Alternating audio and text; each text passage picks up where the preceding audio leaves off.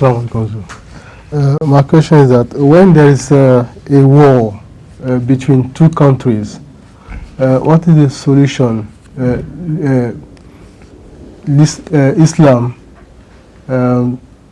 discussed to bring peace among those two countries? The Holy Quran is very clear on this subject, which also implies that according to the Holy Quran, there is no one single entity as a Muslim state. The Muslims are divided into many states, each holding its own stately powers. So the Quran says when two of your communities, the Muslims, fight with each other on certain points of differences, then you make a sort of United Nations. The word United Nations is not made, but this is the idea implied. All of you together, put your heads and your powers together and try to convince them to the importance or the advantage of peace. Tell them all differences must be resolved peacefully with negotiation on the principle of justice.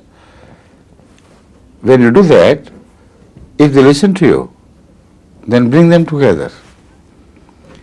If one of the two parties or both insist on their belligerent behavior, then you must join together to overpower them. That is where the fight will not just be between the two of them, it will be between the rest of the Muslim nations and the two warring factions. And force them to a peace, a state of peace. Then begin to decide who was wrong in what and who was wrong in what other things. And when you settle the issues between them, remember that it should be done with absolute justice. This is the whole Quranic attitude, not exactly the same words, but exactly to the same import and intent which I have just spoken to you.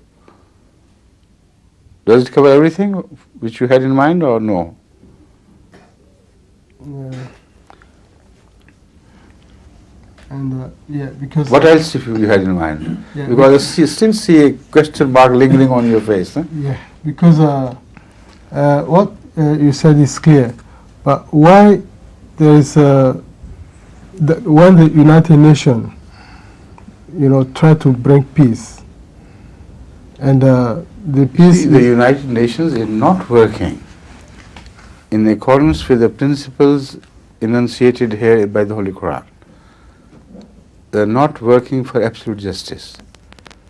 They are not working for bringing about a compromise on the principle of absolute justice. They are not just another party interested in two different parties. They become interested themselves to get the best out of the situation for their own nations. So whichever is the most powerful in the United Nations, that party would try to make most of this situation between two different warring countries. They would secretly sell arms to this and that. They will do everything to draw money out of this situation. Is that not right? Yes. So this is not what the Quran says. The Quranic attitude is completely different. The people have to spend the money from on their own. The Muslim states were outside the two warring states, and they have to bring about a settlement, peaceful settlement, and withdraw. That's all.